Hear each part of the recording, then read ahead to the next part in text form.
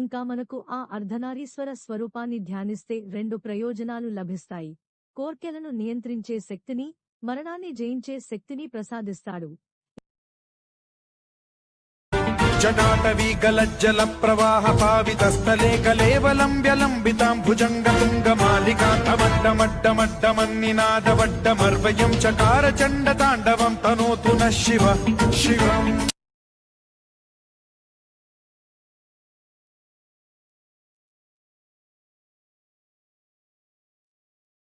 ఇంకా ఈ ప్రదోష దర్శనం సర్వశుభాలను కలుగచేసి, సర్వదారిద్ర్య బాధలను తొలగించి, సర్వసంపత్తులు అనుగ్రహిస్తుందని చెప్పబడింది. స్త్రీలు ఈ రోజు వారి సౌభాగ్య సంపదల కోసం తులసీధాత్రి దగ్గర విశేష దీపారాధనలు చేస్తారు. షోడశోపచారాలతో తులసీధాత్రి లక్ష్మీనారాయణులను పూజిస్తారు. షడ్రసోపేతమై భక్ష్యభోజ్యాదులతో కూడిన నైవేద్యము సమర్పిస్తాము.